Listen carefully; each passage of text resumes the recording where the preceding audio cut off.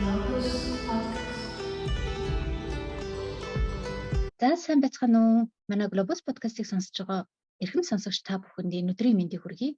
За өнөөдөр орой манай герман гэнэ амьдардаг болохоор манай герман маань манай герман одоо Португалтай хөл бөмбөг тоглоно. Тэгээ хөл бөмбөг тоглохын өмнө мөнхөө бит хоёр бас сайхан ярьцлах хийхээр мөнхөөгөө Мюнхен хотоос ирсэн байж байна. За сайн уу мөнхөө? Сайн байцгаана уу. Энэ подкастыг сонсож байгаа бүх сонсогч та нарт энэ өдрийн мэндийг хүргье. Хотын ойролцоо нэг жижиг хотод амьдардаг 25 км-ийн зайтай Мюнхенээс энд Герман дээрээ 7 жил болж байна. 23 жил болж байна да. 23 жил болж байна. Тий. За нэр ус маань гэвэл намайг бүтэн нэрмээр Мөнх хотхон гэдэг. Тэгээд их хүмүүс мөги гэдэг, мөнхөө гэдэг, ботхоо гэдэг. За ингээд германууд нь хүртэл бүтэн нэрийг маань хэлж чадахгүй ингээд хагас ус нэртэй 20 жил болчихлоо. Би нөгөө герман нэрээ нөхрийнхээ нэрийг аваагүй. Тэгээд монгол нэрээр яваад ирсэн чинь хүмүүс ингээд миний нэрийг хэлж чадахгүй бүтэн тэгээд цэрэнд орж гэж байгаа байхгүй. Тэгээд Монголд ямар хатагтай цэрэнд орж гэж дууддаг биш. Аавын нэрээр тэгсэн чинь германч ч нөгөө юу арийнхын нэрээр цэрэнд орж орно явдаг байхгүй. Тэгээд дандаа хэлэх гээд хэлэн хугараад ярьж чадахгүй.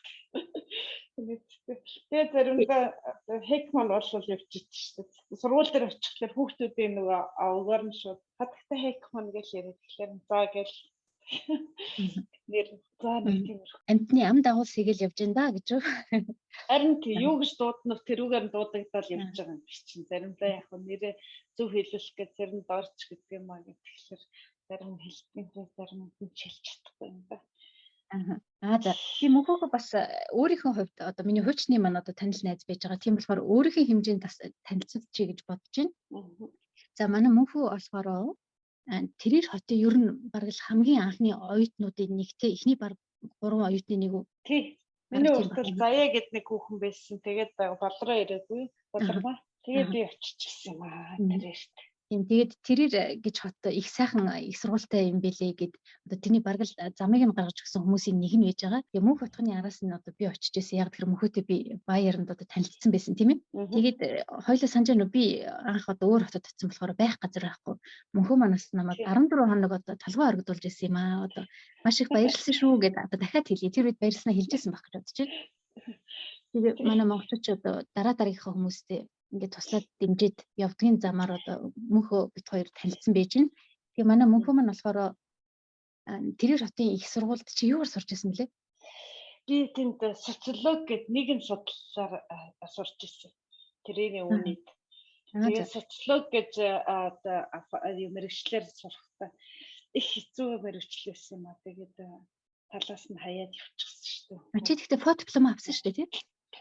Тий, фото диплом одоо юу яачихсан болгосон. Тэгээд фото диплом гэдэг чи одоо юу гэдгийг нөгөө үндсэн сургалт байхгүй. Дээд сургуульд ороод үндсэн сургалтаа сурахлаар фото диплом гэдэг тийм дипломны уртчилгааны тийм үндсэн сургалт. Үндсэн сургалтаа сурсан нөхцөлд цаашаа яг мэргэжлийнхээ нөгөө сургалтыг сонгоод мэргэжлийнхээ хичээлийг аваад явчихдаг.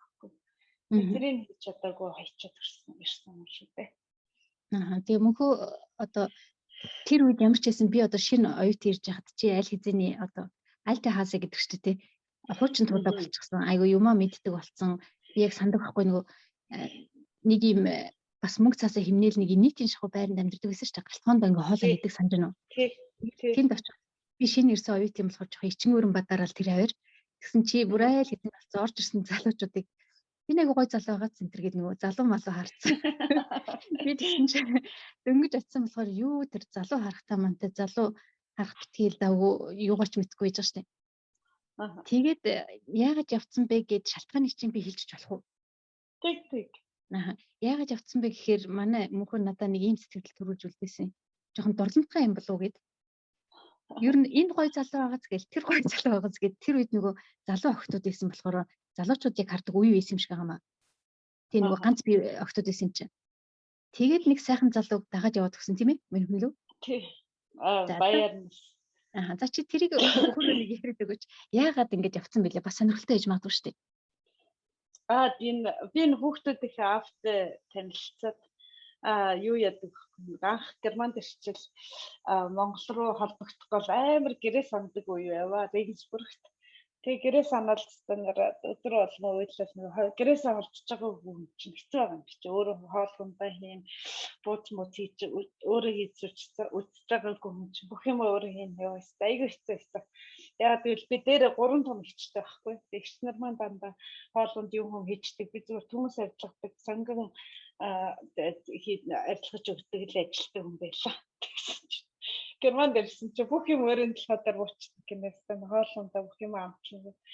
Тэгээд юугаач мэдэхгүй энэ чи хэцүү байж байгаа. Гэрээ санаад ойлаад айгүй хэцүү бол. Тэгээд Монгол руу холбогдох гэхээр дээр үед чинь тэр Боёвдөлөө 1998 онд шүү дээ. Юу интернет гэж юм чинь дөнгөж эхэлж ирсэн. Тэгээд Монголд болохоор одоо интернет кафе чинь төв шууд юун дээр төв номын сан дээр идэр байдаг. Номын сан дотор байдаг байл шүү дээ. Тэгээд энд тийм юм бодоод амар номын сан дотор ороод интернет асуугаад явж ирсэн чинь. Нэг авгаа манай найз гэртээ интернеттэй чамайг хэрэглэж болно гэсэн. Тэгээд нөгөө авгаатай чинь уулзах гэж очиж уулзаад интернетийн хэрэглээд гэртээ. Тэгээд Монгол руу мэйл бичдэг байж байгаад нэг өдөр энэ хүүхдүүд их авто танилцж байсан. Тэр яг ээж нь байж тавдаг байхгүй. Тэгээд зүгээр ч тэр эмэгтэйгийн хүүн байсан юм биш үү? Тэр раавн байхгүй тий. Тэр Герман эмэгтэй чинь 4 хүүтэй. Тэр хүүхдүүдийн нэг нь манай нөхөр байсан. Тэгээд нөгөө бас цаанаасаа юм тохирсон ч гэдэг юм уу юу гэдэг. Тэр Герман аваатай заавал тэгж уурчлах. Би уг нь хайцсан байсан юм олдохгүй болохоор за боли-болигээд архицсан байсан чинь 7 хоногийн дараа дахиад номын санд ном үзээ явж ирсэн чинь нөгөө номын санд бүхэн ирсэн. Нөгөө чи надаас интернет суугаад байсан юм. Манай найз зөвшөөрсөн шүү дээ. Чи очиод уулзмаар айгуу сайхан хүн байд ингээд гэрийн зааж өгдөг байхгүй. Тэгээд дараа нь очисон чи хайрн тэр авгаа. Тэр нэлээ удаа явж байгаад нөгөө Герман авгаа чи шатнаас унаад гараа өгөлцсөн байсан. Тэгэхээр би чинь бас интернетийг ашиглаж байгаа хүн чинь яаж үгүйх вэ гэд би хоолонд чи хийж үгүй гэж жоохон тусалдаг байхгүй гэсэн чинь. Манай хүү ирэх гэж байгаа ирж надад шатн дээр мань даруйл хийж өгөх гэж байгаа юм мужаан байдгийн.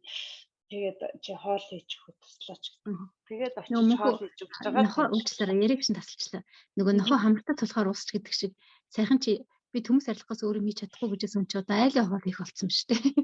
Тий үгээд тэр аваач чи өөрөө нөгөө хоол модлоо амтлаа хийж чам. Би зүгээр бас л тусалж байгаа байхгүй юм. Хандаа нэг төмсийг арилгах.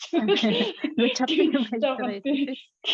Ганц тусалсан болоод бас яг хүний нөөдөн дээр чинь хийж чадахгүй гэж хэлж чадахгүй байгаа юм чи. Тэгээд амар хийдэг хүн бол. Гэтэ тэр чинь хэцүү байдсан байлээ. Одоо ингээ яг хүмүүст ингээд сануулж сонсож байгаа хүмүүст хэлэхэд багасаа ер нь эмхтэй хөвгт юм хийж сурах чинь их чухал байдаг юм байна амьдралд.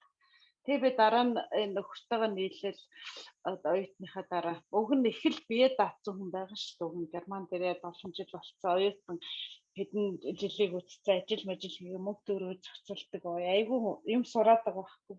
Тэгэхээр нэсэл хүнтэй суугаад ирсэн чигээ нөгөө Герман нөхөр байна, дээрээс нь хүүхэд байна, гэр орон байна, хоолгонд хэлсэн нар мянган юм толгой дээр өччих.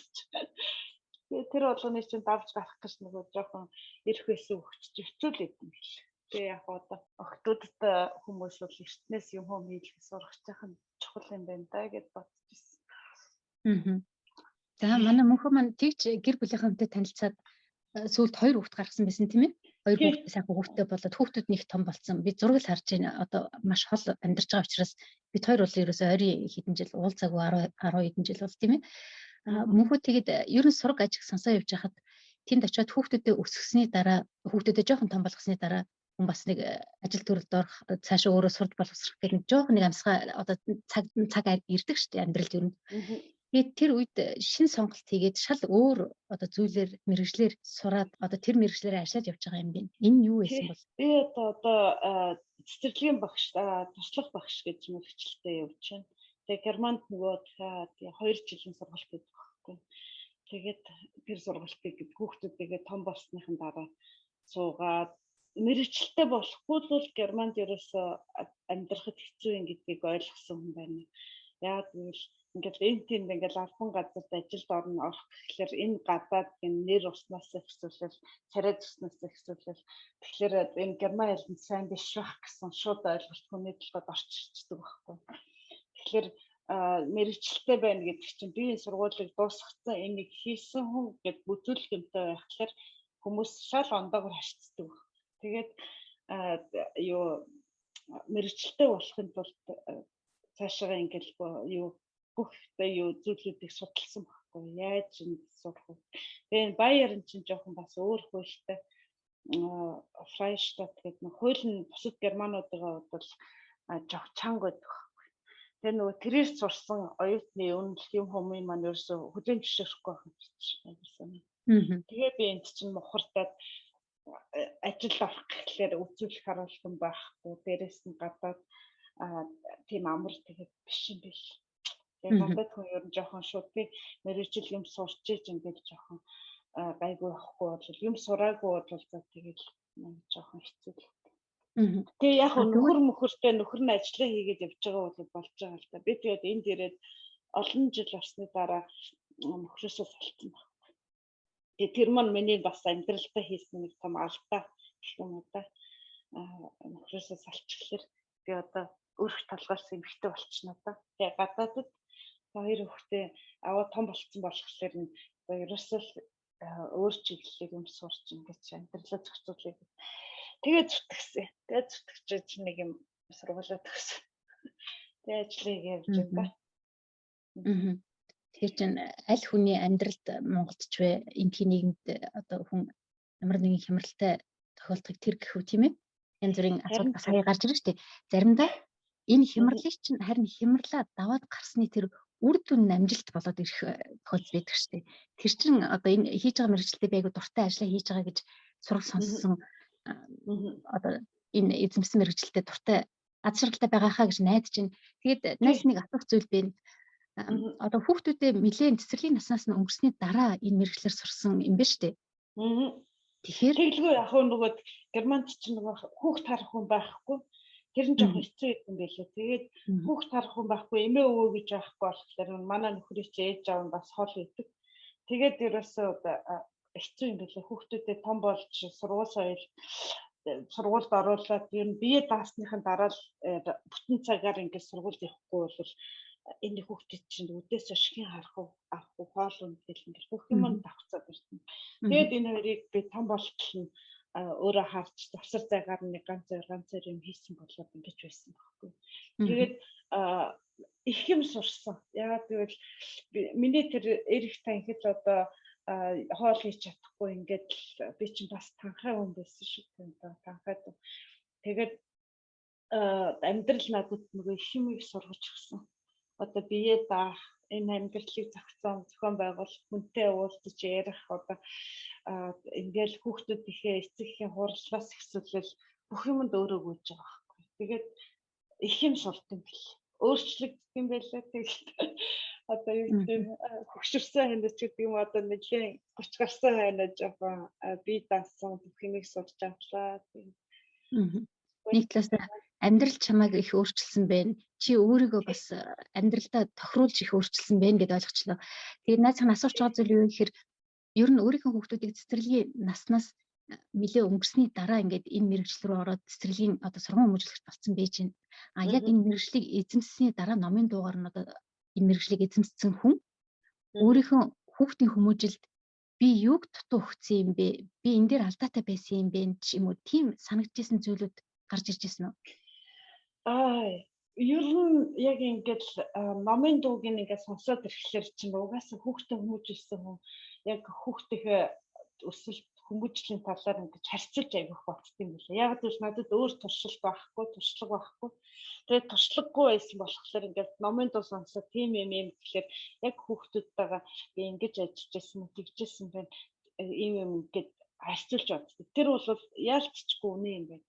Тэгээд заримдаа ингээд бодохдоо хүүхдүүдээ би арай л биеийн дааж өсгөөгүй юм уу да гэж боддог гэсэн. Яг л герман хүүхдүүд чинь айгүй эрт бие даагаад ч юм уу тийм энэ сургалтаараа ч болт юм уу цэцэрлэг юмнаас шалгандаа болт юм. Монгол хүний хүмүүжил болохоор арай оройтулж биеийн даалгал сургадаг. Бүх юмыг урьдчилж хийгээд хүүхдүүдийн өмнөөс орчин гэж хийгээд байдаг. Тэгээ тиймэрхүү юм мэрэл боддог гэсэн. Тэрнээс биш бусад зүйл дээр бол нэг ихтер зүрээд байх юм байхгүй. Ер нь дэжгүй манай хоёр хүүхд хүмүүжлэлтэй хүүхдүүд байсан гэх юм байна.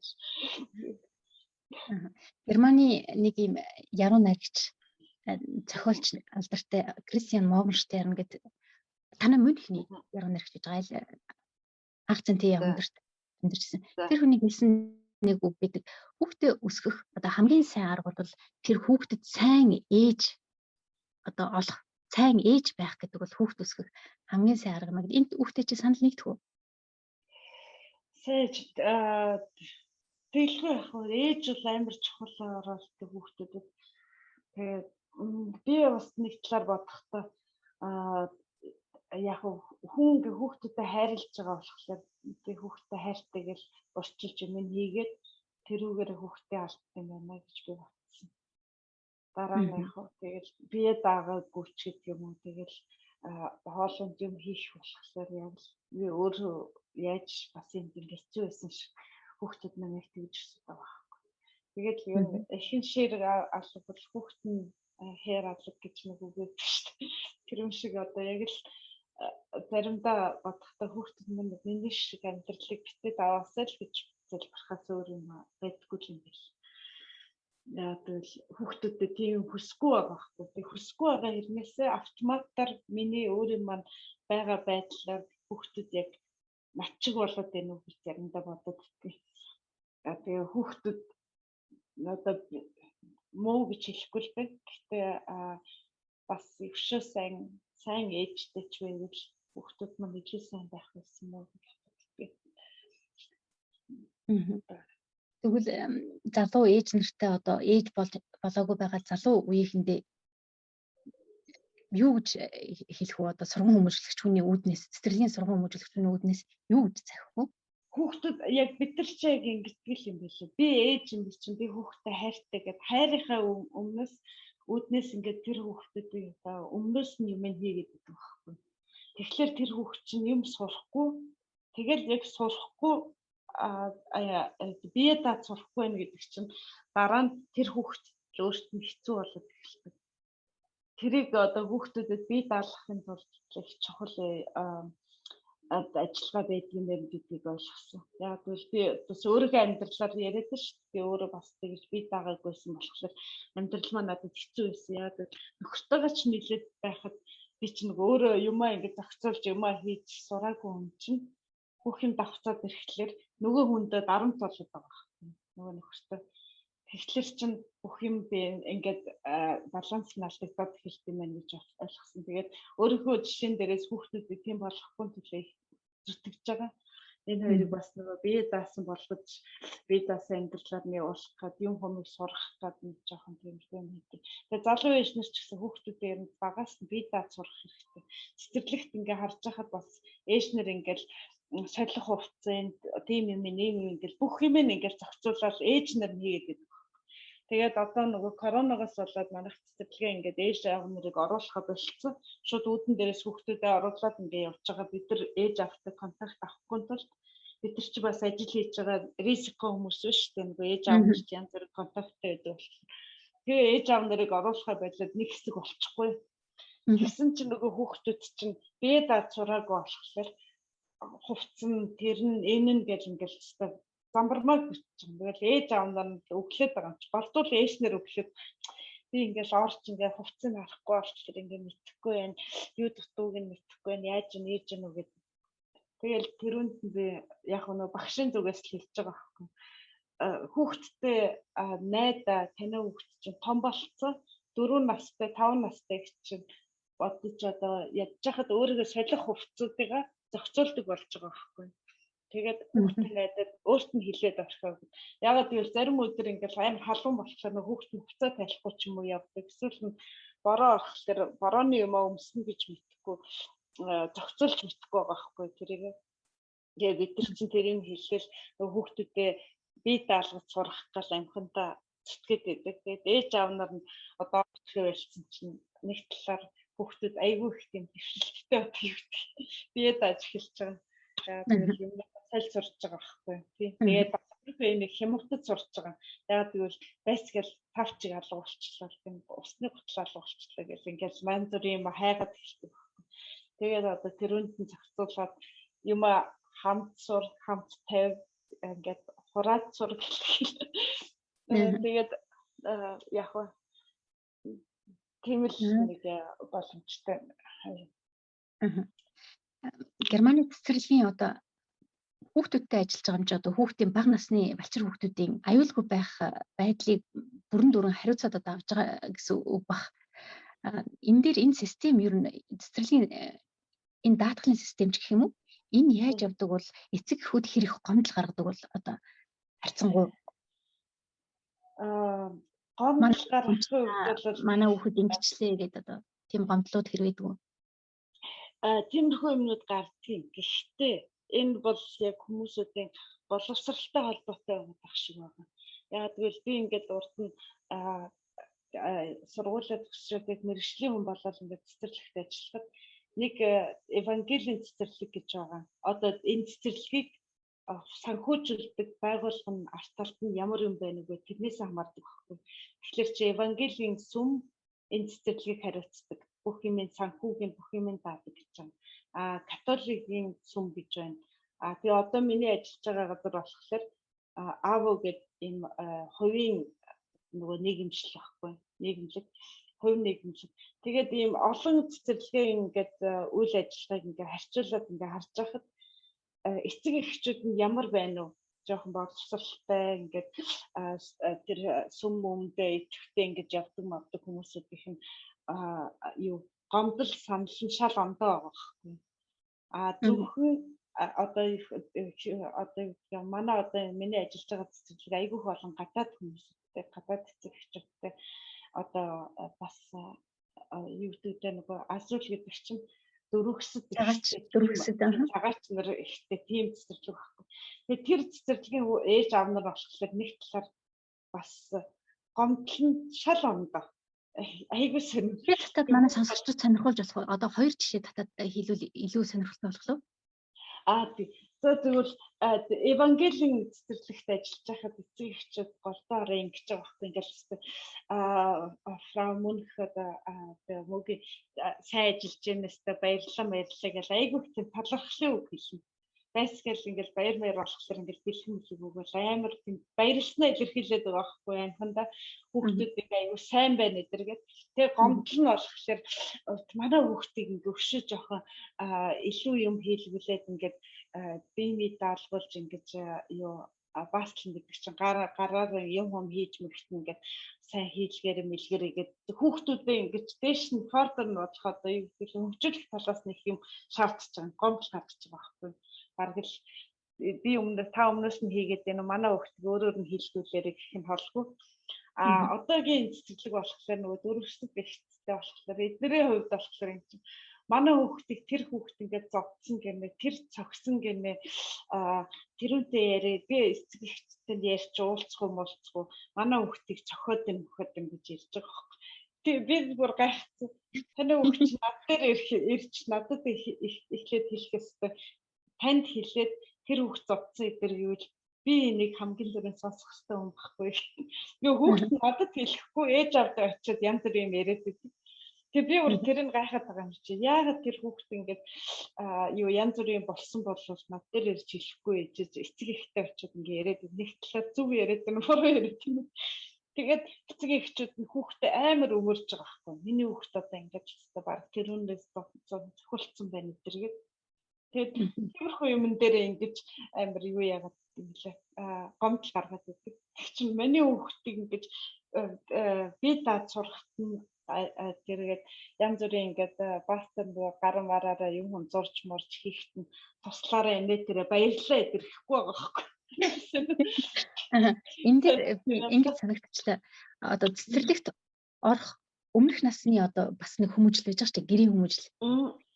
тэрний ялгаа бас харагдаад байна тийм ээ. Одоо хүүхдэд заагаагүй учраас ямар нэгэн асуудал гарахад цэцэрлэгийн багштай хийж хандах хэрэгтэй гэдгийг заагаагүй учраас гэртээ гүйжчихэд одоо хамгийн ярьж гин үү. Тэгэхээр бас нэг тийм хүмүүжлийн нэг ялгаанууд харагдаад ах шиг санагдчихлаа надад. Цэцэрлэгийн өмнөх насны одоо хүмүүжлийн ялгаанууд нь гэр гэртээ авцсан. Би тэрийг сайн харин ойлгохгүй байгаа. Энэ нөгөө эцэг эхчүүд нь л жоохон тэрийг давруулаад энэ үг гэж би ойлгоод байгаа байхгүй яа. Тэгвэл ээж аавнаар ингээл хүүхдтэй амар хайртай хайраа харуулахын тулд ингээл хүүхдээ хамгаалж байгаа ухаантай. Тэг хамгаалж байгаа биш тэр хүүхдийг бүр бие дад сурахгүйгээр ингэж ондоо болгоод байгаа байхгүй. Би чиний өмнөөс очиж чиний маргааныг бид ярьж өгнө гэж. Тэгэхээр тэр хүүхд өөрөө тэр конфликт янз бүрийн маргааныг зохицуулж эсвэл бидэрт ингэж хэлж ярихаас илүү ээж аав нь өмнөөс нь гүгээд байгаа байхгүй. Тэгэхээр чинь тэр хүүхдэд ямар үзүүлэх вэ? Тэр нь жоохон тийм эцэг эхчүүдийнх нь тэр хүмүүжлэх нь ялгаас санагдаад. Энд дэр маш олон зүйлүүд нөлөөлдөг болов уу гэж би таамаглалчлаа. Одоо орон орны соёл вэ тий? Орон орны хүмүүжил соёл өөрийнхөө орноос энэ хүмүүс чинь соёлоо аваад ирсэн байж байгаа. Тэрийг хүүхдүүдэд өвлүүлнэ, гэр орондоо өөр герман хүмүүсээс өөрөөр амьдрна. Эндхийн хүмүүс бас ээж аваасаа өөр хүмүүжлийг авсан байгаа гэдэг. Мэдээж тэрүүнд олон шалтгаанууд байгаа л да. Зүгээр яг миний зүгээр сая зүгээр дурдсан чинь нэг хэсэг л байхгүй. Зөвхөн нэг эхчүүдийн тийм юу гомдол гаргаж байгаа асуудал чинь тийм байдаг гэж зүгээр нэг жишээ. Тэрнээс тэн дээр аюул анализ хийх нь шүү дээ. Тий хүмүүс ингээ иймэрхүү юмуудыг ингээ сайн өөрсдөө ингэж олж хардггүй юм шиг байна даа. Яагаад гэвэл би ч гэсэн ингээ хүүхдүүдэд хүмүүжүүлнэ. Хүүхдээ бие даад сургахгүй юм гэдэг чинь би амар хайртайдаа ингээл энэ хүүхдүүдийн хүмүүс юм хийгээд байгаа.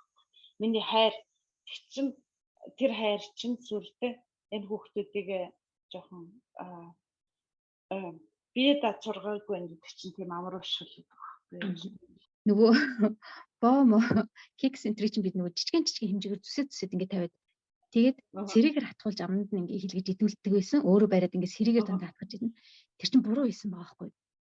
Яг тэгэхээр нөгөө fine motoric чинь ажиллаагүй хүүхдийн нөгөө нэг хуруу гарны хөгжил чинь тэнд явагдах хэрэгтэй байт юм. Гараараа бариал амаараа чихэл манайхан нэг гэдэг штеп. Өөрүүлэл хэтэл бит гэж өөрүүлээд хог мог болчихно гэж болгоомжлоод. Тэгэхээр би хүүхдээ биш өөрийгөө ботцсон биш нөгөө ажиллаа хөнгөвчлөх гээд. Тий. Тэгээд тэр алдаа байсан байлээ. Би тэрийг цэцэрлэгт төгснөхийн дараа мэдсэн. Гэхдээ айгүй хурдан буцаад хүүхдтэй их хурдан юм сурдаг шүү дээ. Хэр ингээл ондоо юм байлаа ч гэсэн ингээл гэр орноос хүмүүжлэн ч гэсэн ингээл польш хүмүүсүүдийн хүмүүжил чал ондоо байдаг юм байна. Сэр улсаас ирсэн. Тэгээд энэ Мацедон эдэргээд нөгөө зүүн талын улсууд шүү дээ. Зүүн Европын орнууд Европын орнууд ингээд тэдний ингээд байдлыг харж ах чинь бүгд ингээд өөр хүүхдтэйгээ харьцаж байгаа. Зарим бүр дэндүү хамаагүй хайчихна. Йоо хүүхд бараг тэнд яаж ийнэ ээж нь багш нь харах хэвээр. Би энэнд ямар ч оролцсон байхгүй. Багш хүмүүжүүлнэ гэд бүх юм над дээр орчихдаг. Тэр хүмүүсүүд нь болохоор хитрхээ тийм жоохон юм дээр нь л бараг юу яагаад юм чинь гомдол санал гаргаж ирнэ. Тийм улс улсын хүмүүжил одоо эцэг эхчүүдийн хандлага тийм ондоо байдаг юм билээ. Яг жинхэнэ герман хүмүүсүүдийг болохоор бараг юу яана нэг тэгж гомдол санал ингээд ахгүй. Тэгээд яг юу ч хинтээ мэдэхгүй байна би одоо яг герман хүмүүсүүд таныг мэрэгжлийн хүн учраас одоо та мэрэгжлийн хүн учраас одоо зөв хүмүүжил болгоно гэдэгт бүрэн найдаад ингээд өгцөн болохоор харин яг яг тэгдэх. Тэгээд нөгөө өөрсдөө гэртээ айгүйх ажил ажиллагаа болохоор хүүхдүүдтэйгээ ажиллах цаг нь ховорхон байдаг.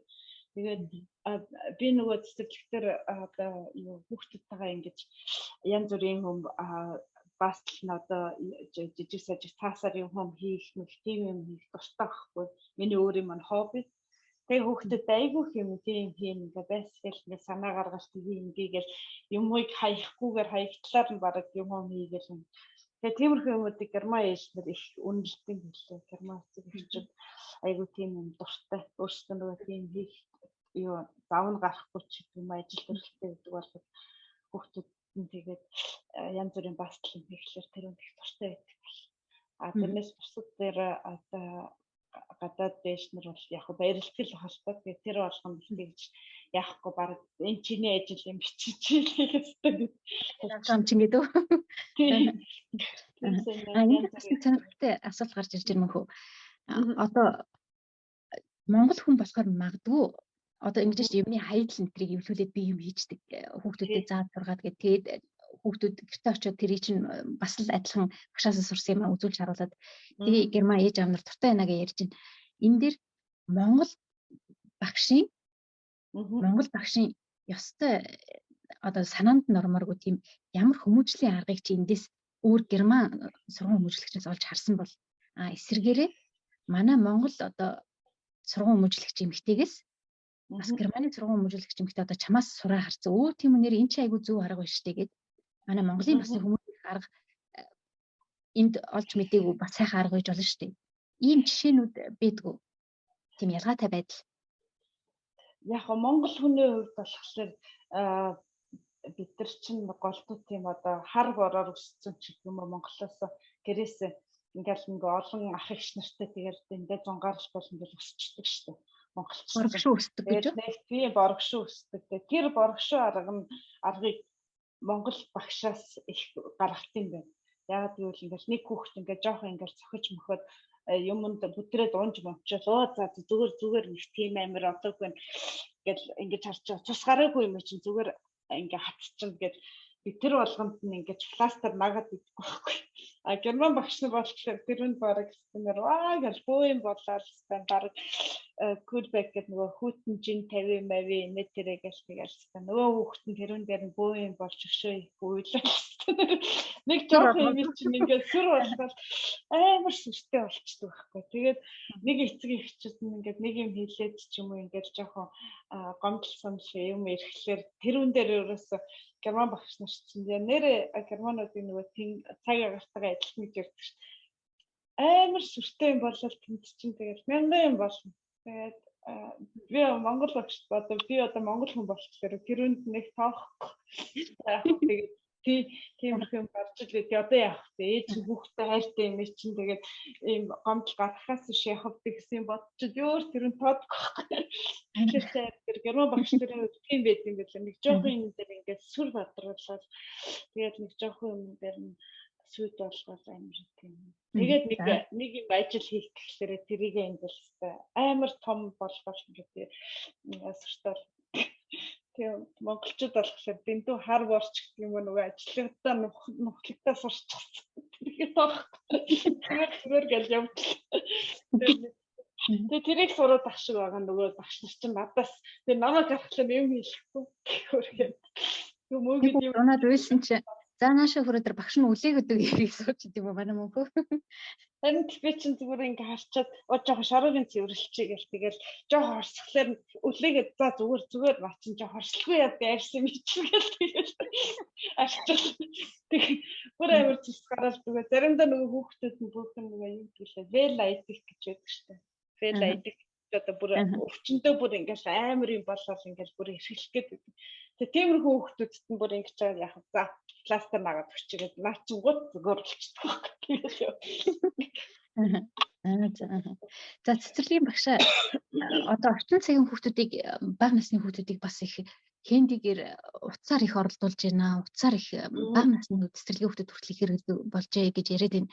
Яг мэргэжлийн хүний хувьд юу гэж хэлэх вэ энэ дээр? Үнэхээр одоо утсаар их оролддог гэр орондоо тэр нь анзаарэгддэггүй хэр ортой бай тэр цэцэрлэгийн хүүхдүүд их утсаар тэр бас одоо германд айгүй их том сэдв болгож яригдчих байгаа шүү дээ. Утас одоо германч гэлтгүй Монголд ер нь хаасан айгүй юм л та. Тэгээд нэгтлэр би бас боддгийг яг хүүхд юм чинь орчин цагтаагаа уялдаж явах хэрэгтэй юм. Огт утас мэдхгүй хүүхдүүл нэгтлэр бас энэ жоохон мангар ингэ юу ч мэдхгүй ч гэх юм уу. Орчин цагтаагаа хамт ижилсэж явах гэж байгаа. Яг л одоо ингээл бүх юм техник болоод байна шүү дээ. Тэгэхээр чин утас ингээд ажиллуулаад ингээд нэг ингээд гарчаал ингээд пин код хийдэг мэдэнч мэдтгүү бол тэр хүнийг одоо энэ систем нэгээд жоохон тэгж боддог юм. Тэгэхээр бүр ортоос ингэж хийхгүй байх гэдэг бол бас өрөөсгөл. Тэм болохоор миний бодлоор яг зохицуулаад явах хэрэгтэй. Хит их зурагт утсан хүүхдүүд ямар болдог гэхлээр юу яадаг юмд уйдчихдаг байхгүй амархан тийм уйдах сэтгэлтэй болчихсон бил. Тэгэхээр бид нар ч жоох хэцүү ягаад гэвэл хүүхдэд чинь хүүхдийн тоглоом одоо тэр уншиж байгаа ном үлгэр идэр чинь тэр хүүхдийн хувьд амьд харьцааны юм шиг амьд байх хэрэгтэй байхгүй. Тэгжээч хүүхд чинь тоглоомондоо дүрээ олж тоглоно. Google авах юм бол машин авах юм бол машин маань жинхэнэ машин шиг тэрүүгээр тоглодог. Тэгэхэд чинь хит их тийм дигитал одоо нөгөө интернет зурагтанд ингээ орсон хүүхдүүдэд тэр машин бол юу амьд биш. Зүгээр нэг тоглож чадахгүй болчихдог. Тэгээ тэр нь жоохон хэцүү юм билээ. Тэр жоохон ялгаа харагддаг. Яг л хүүхдүүд тоглох чаддаггүй байхгүй. Тоглоомор тоглож чаддаггүй. Айгу харамсалтай байна тий. Тэгээ би тэрийг айгүй их тэгж тоглоулах дуртай хүүхдүүдээр юмыг ингэж нөгөө тоглоомор тоглуулж сурах гэдэг байхгүй. Тэгээд хагас бүтэнсэнд гэртээ байчаад нэгт өдөр ихлээр хүүхдэд жоохон доглчихсон. Тэгээд хоёр дахьаас нь эхлээд миний дэглэмд ороод ороод тэгээд тавт өдөр нэрээ гайгүй болчиход явчихад хагас өдөр бүтэнсээ өдөр гэртээ хараад ирэхдээ ондоо болчиход ирнэ. За нэг тийм байт юм аа. Хүүхдүүдтэй бас хүүхдчих гоё гинэн цайлган их гоё хүүхдийн ертөнцид ажиллаж байгаа хүн чинь одоо хүүхд их гэгээ энэ төр гэж ярьдаг шүү дээ тий. Ямар ч байсан их гоё энерги хүүхдүүдээс авч чаддаг байх гэж бодож байна. Тий. Тэр бол их гоё ажил. Би өөр ажилдаа их дуртай. Угаасаа жоохон байхдаа цэцэрлэгт явж байгаагүй байхгүй. Тэгээд цэцэрлэгийн багш болох юмсан гэж аягүй ярьдаг гэсэн. Яг тэгвэл үеийн хүүхдэд цэцэрлэг гэж явчихна. Цэцэрлэгийн ашин дотор орж цонхоор нь харж магаал амар гоё санагдаад идэв гэсэн. Тэгээд цэцэрлэгийн багш олно гэж ярьдаг гэсэн чинь тэгээд болчихдөг юм байна. Цэцэрлэгийн багш болох зам руугаа шууд орохгүй би чинь их олон замаар явсан хүн шүү дээ. Янз бүрийн юм оролдож тэгээд тэгэл цэцэрлэгийн багштай тулаад бодсон. Ингээд Германы системийг дээрээс нь баашгаа явлаа. За тэгээд Германы систем дээрээс баашаа гэдэг чинь тэгээд үүнд орж байгаа үүнийгээсээ буугаад юунд орж байгаа нөгөө цэцэрлэгийн багшийн сургуульд орчих. Багшийн сургуулиас хүүхэд маань жоохон байсан баггүй. Тэгээд бас амжихгүй гараад тэгээд явчихснаа Kinderpflegeschule-гээд бүр туслах багшийн сургуульд орчих. Тэгээд дараа нь Hauptschulabschluss гэдэг байхгүй яасан.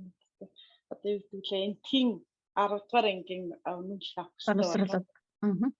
Тэрийг авахгүй бол намайг шалгалтанд оруулахгүй гэдэг. Тэгээд нөгөө экстернээр нөгөө жоохон шууд очиж хилээд бүртгүүлээд тэгээд шалгалтанд ороод үнэмшил авсан. Тэгээд ингээ бодглохлоор чи би Hauptschulabschluss хийсэн Berufsschule Abschluss гэхлээр үүний сурчилсан хүн чинь дээрээс башиг явцсан. Гэхдээ өөрийнх нь дуртай мэргэжлийг олно гэдэг бас айгүй чухал шүү дээ. Харин тэгээ хамгийн чухал нь би энэ ажилд амар дуртай өдөр болгон шинээр юм санаачилж хийдэг оролцдог ажилдаа явах дуртай нэрээ миний амжилт амьдрал бүх юм зохицуулж байгаа гоё ажил. Үлдээ баяртай байна. Үгүй мөн. Ажилдаа дуртай гэдэг бол бас их сайхан мэдэн шүү дээ.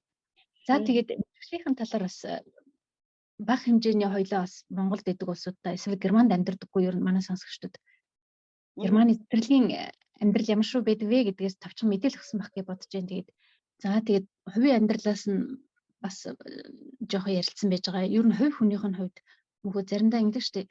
Олон жилүүд ингээ гадаадд амьдраад эндхийн нийгэмд жоохон тасцсан байж байгаа тийм ер нь. Тэгээ хэдий тасцсан ч гэсэн бид нар бас Монгол хүн бид нар одоо гадны хүмүүс учраас нэг жоохон чамд тийм дутуу ч юм шиг тийм мэдрэмж хаяа төрдгөө эсвэл бас эсрэгээр одоо ингээл амралтаараа ч юм уу Монголдо очиход бид нар Монголдо удаан амьдраагүй учраас нөгөө нэг хэв заншил хөвшил нийгмийн ялгаанаасаа болоод батсан ч нэг Монгол хүнч биш ч юм шиг тийм сонин мэдрэмж чамд төрж исэн үү? Монголч биш германч болсон юм шиг ч юм уу тийм нэг зурсхан тийм мэдрэмж төрж исэн өдөр байсан уу? Бэдүү? Харин заримдаа ч ер нь жоохон тэгж боддог. Хүн ер нь одоо шинэ юмд юм уу одоо юмд дасахтай их хурдан байдаг юм байна гэдгийг ойлгосон. Яг тэгвэл урд нь Монголд ингээл олуулаа би хотод өссөн л дөө хөтөн хүн. Тэгээд хотод ч гэсэн ингээл төв газар ингээ явж ирсэн юмсаа Германд ирэхэд шал ондоо байгаа юм чи.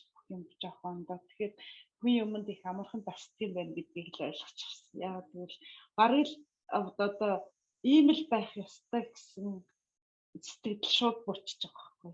Одоо би аяг угаагч машинтай байна жишээлбэл. Тэгэхэд чинь Монголд тэр бол аяг угаагч машин байхгүй шүү дээ. Чи би арга уг нь хүний амьдралд аяг угаагч машин байх л ёстой гэсэн тийм сэтгэл шууд ороод ирчихэж байгаа байхгүй. Одоо угаалгын машин ч гэсэн байна. Монголчууд бас тэрийг мэдчихэж байгаа. Ингээл саяхан болтол хүмүүс гараараа юм угаагаад л ирдэг гэсэн. Тэгэхэд чинь ингээл бүх юм ингээ машинаар угаачна. Би ингээд бодож байгаа. Амьдрал уг нь ийм л байх хэрэгтэй шүү дээ. Яагаад одоо гараараа угаана гэж тиймэрхүү юм боддог болчихсон юм байл. Тэгээ нэг уртныхаа юмыг бас аягүй хурдан мартдаг ч гэдэг юм одоо. Тэрийг ярихлаар нэг түүх ярьж байгаа юм шиг санагдаад. Монголд амьдарчаас амьдралаа ингээл юм ингээд бодхолоор.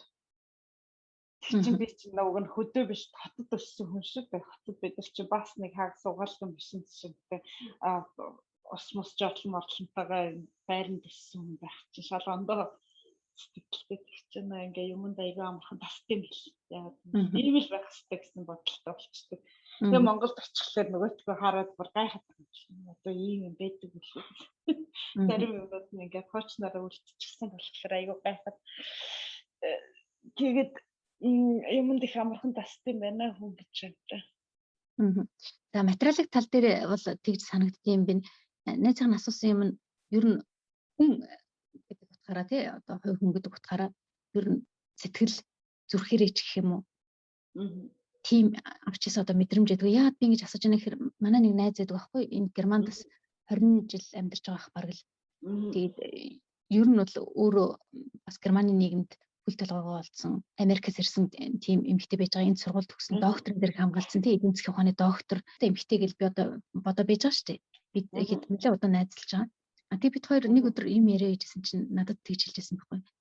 Юу ч ярьжсэн мэдгүй ярьжсэн чинь тэгж хэлжсэн.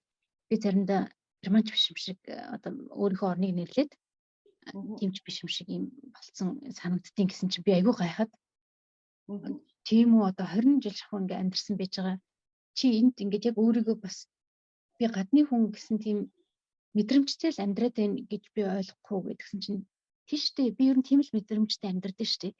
Би энэ мэдрэмжтэйгээ амьдрахаас өөр зам байхгүй замыг би сонгоцсон учраас гэхдээ тэр эмэгтэй аз жаргалгүй эмэгтэй биш.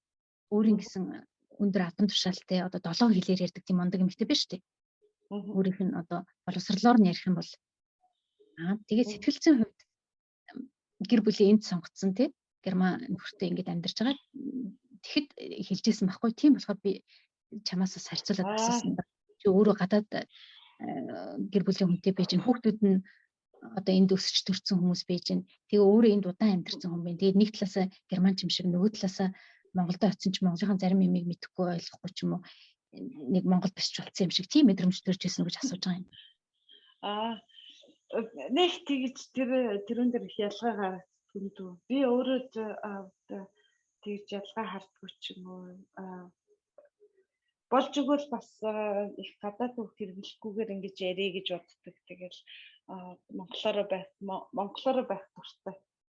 Нэг талаас нөгөө талаас Монголдо очиод ингэж ирсэн чинь нэг удаа би залуучуудын хэллэгийг ойлгох болсон байсан. Би тэрийг айгүй гайхсан. Яагаад гэвэл манай ингээд ах эгч нарын хүүхдүүд ингээд хоорондоо юм яриад тэгэл инээлдэд байгаа байхгүй. Ингээл шоолол амар инээлдэл хөвчлөлтэй юм яриад. Тэг би тэрийг ерөөс ойлгохгүй. Тэгээд та нар ингээд юу яриад ингээд инээлдэд юм. Би ерөөс та нар ярьж байгаа юмыг ойлгохгүй гэсэн чинь. Аргагүй шүү дээ та гадаад болцсон юм чинь гэдэг юм. Тэгэхээр би гадаад болсондоо ч шин нэг л та нарын хэл яриа ондоо болчихчих гэсэн чинь орчин үеийн хүүхдүүд залуучууд Монголд ярьж байгаа зүйл нь ондоо болчихсон юм байна. Яагаад гэвэл хошин шогоороо дамжуулаад кино мэнэ янз бүрийн тийм яриа хэллэг нь ингээ өөрчлөгдөд идэв юм байна л та. Тэгээд тэр хошин шогийн хэллэлээр ингээ юм ярихлаар би тэрийг ойлгохгүй болчихсон юм байна. Тэр болгон монгол юм үздэггүй хүн чинь мэдхээ бичсэн юм байна. Тиймэрхүү юм ялгсан. Тэрнээс биш бусад юм дээр нэг ялгаа мэддэхгүй зүгээр айгүй.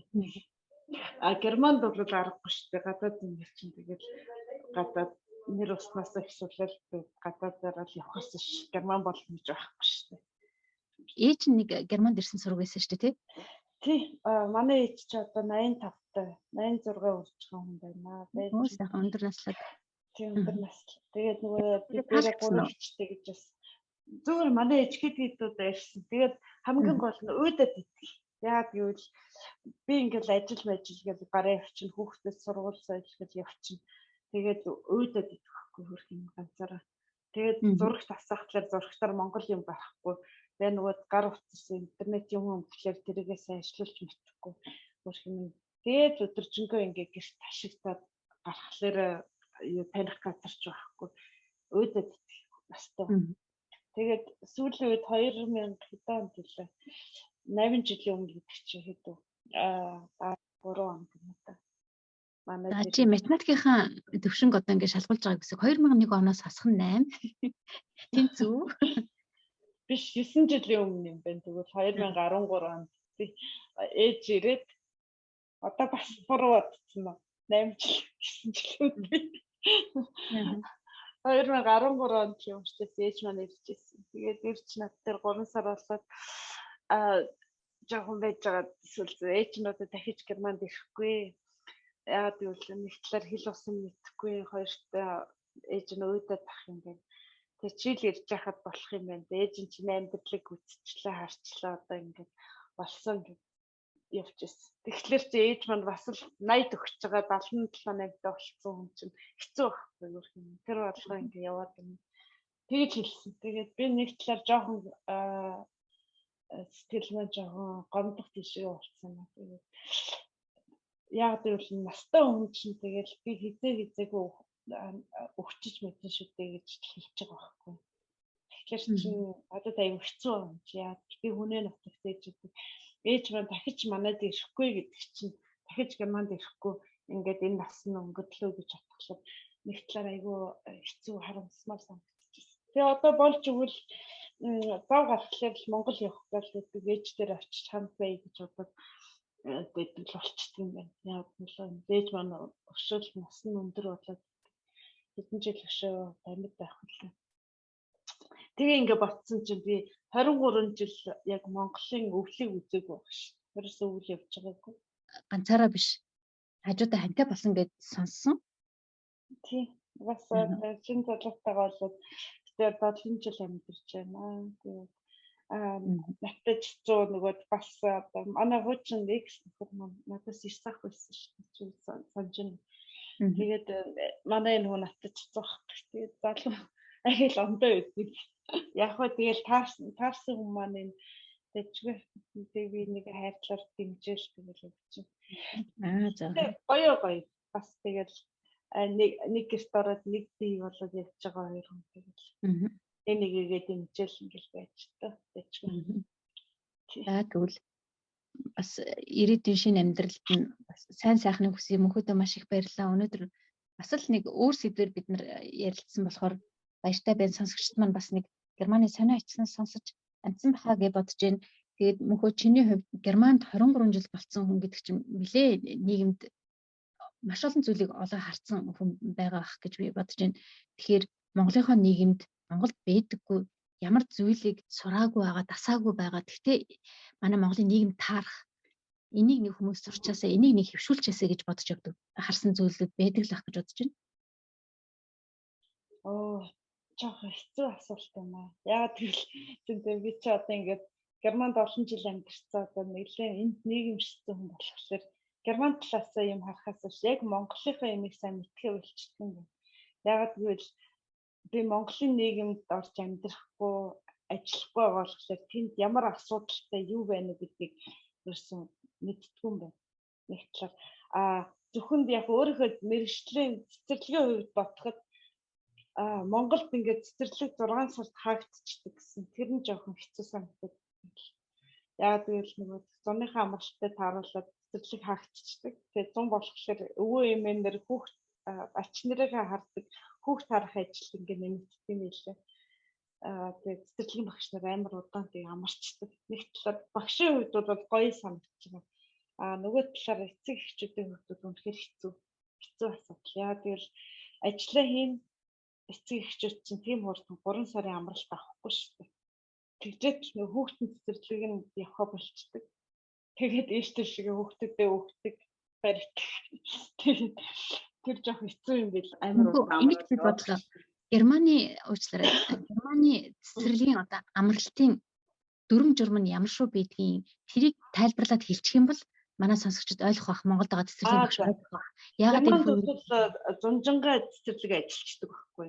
Зөвхөн 8 сард сурагчдын амралтаа 6-7 хоног амрахлаар цэцэрлэг 3-7 хоног хаагддаг. Тэгэхээр ихэнх эцэг эхчүүд сурагчдын амралт, цэцэрлэгийн амралтыг тааруулаад тэр үед 2 юм уу 3-7 хоногор амралтаа авчдаг байхгүй. Тэгэхээр чин амралтаа тэгээд зохицуулахлаар 6-7 сард ихэнх эцэг эхчүүд ажилтайгаа угаасаа сургуулийн баяранд 7 сарын 30 хүртэл хийдэг. Хичээлдээ яваад идэг. Бүх юм хэвийн ажиллагаатай явж идэг. Ойлгосноо. 6-7 сар цэцэрлэг сургуулийн хэвийн ажиллагаатай байна. 8 сард зуны амралт хийдэг. Баяр. За манай сонсогчид ойлгосон бахаа гэж бодож जैन тэгээд ойлгосон уу гинэ чи айгу. Ойлгосон уу. За тэгээд энэ их хэрэгтэй бас мэдээлэл бас санаа аваад тий Монголд хэрэгжүүлэх гээд бас борлоод үзэх цэцэрлэг байхыг бас үгүйсэхгүй шүү дээ. За мөнхөдөө маш их баярлалаа. Бас мэдээлэл өгсөнд өөрийнхөө үзэл бодлоос Германд одоо өнгөрүүлсэн 23 жилийнхаа түүхээс ингээд товч бөгөөд их гоё тодорхой ярьсан гэж би бол бодож байна. Тэгээд сонсогчдоо бас сонсонд маш их баярлалаа. Мөнхөдөө тэгээд сонсогчдод юм уусал гадаад амьдарч байгаа хүмүүсээс хэлэхэд 20 жил ч вэ 23 30 жил ч вэ одоо 10 жил ч гэсэн хамаагүй Германд амьдарсан ч юм уу гадаадд амьдарсан гэдэг Монголоо алдах хэрэггүй шүү гэж хэлэх хэрэгтэй. Бас монгол хэллээ бас мартах хэрэггүй. Би энд олон жил ажилласан гэдэг монголоор ярьж чадах байсан ч гэдэг юм уу тийм хүмүүстэй би таарч ирсэн байхгүй. Одоо монгол үггүй болцсон. Тэгэхээр энэ үнэхээр харамсалтай асуудал. Монголд ч гэсэн бас тэрийг би заримдаа ажилласан гэдэг ихэнх юмнууд ингээд англи дээр биччихсэн. Тэгээд жишээлбэл би Германаас ирсэн юмнаас тэрийг харахаар надад аягүй сонин санагдав. Монголд очиж би баахан гадаад хаяг адар сардаг. Тэгэхээр чинь энэ одоо 10 жил амьдарчаад баг би монгол хэлээр ярьж чадхаа байсан эдгэрэг ярьчих. Тийм хүмүүстэй ярихад жоохон дотор хэцүү байдаг. Яг зүгээр сануулж хэлэхэд хичнээн жил амьдарсан тэр ондоо газар байсан ч гэсэн монголоор ярьж монгол хэлээрээ байгаарэ гэж захиж хэлэх гэсэн. Тийм л энэ санаанд орж ирлээ дээ. За их сайхан сануулга байна. Тэгээд өсгөөс сурсан үндэсний хэл мартаж болшгүй соёлоо гэд манай сайхан одоо үг байна тий том хүний хэлсэн. Тэгээд түүнийг санаж яваарай гэж хэлж явах шиг байна. Ингээд эрхэм сонсогч та бүхэндээ бүгдээрэнд нь маш их баярлалаа. Цаг зав гаргаад сонсож байгаад тэгээд дараагийн дугаар баярлалаа. Баяртай. Мөнхөдөө маш их баярлалаа. Тэгээд мөнхөдөө ирээдүйх нь ажилд нь бас шинэ гэр бүлд нь улам их сайн сайхныг аз жаргалыг хүсье. За баяртай. За баярлалаа. Баярлалаа.